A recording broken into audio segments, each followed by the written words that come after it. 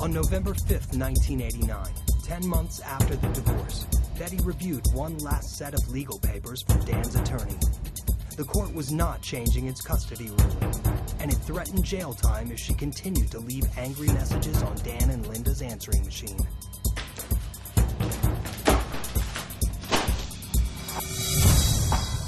It was more that it was a custody and visitation issue that they continued to fight over.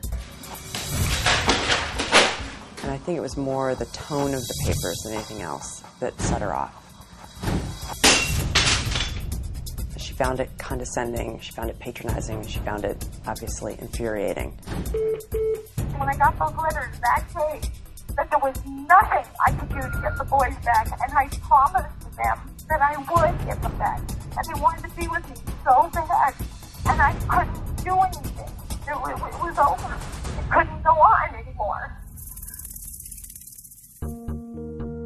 Betty stewed for the entire day over this latest humiliation. Then, on November 5th, she decided to confront Dan. I mean, my intent was just simply to say, please leave me alone, please.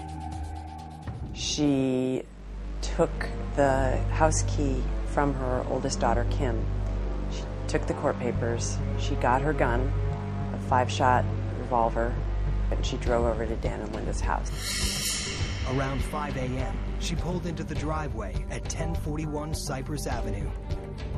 When she entered the house, the alarm system didn't go off. It had been broken 3 years earlier when Betty rammed her vehicle into the front door. Dan had never repaired it. It was still dark. It was pre-dawn.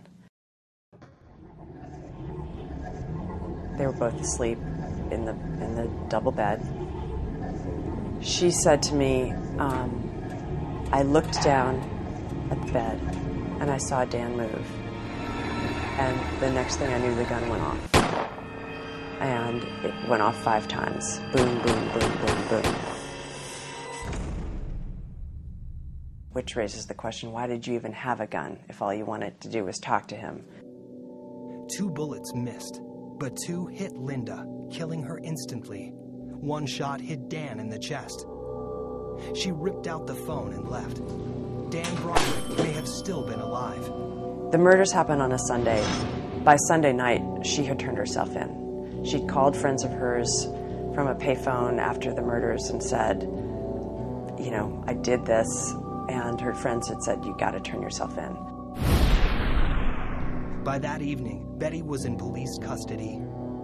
Her mortal enemies were now dead, but Betty's personal hell was only just beginning.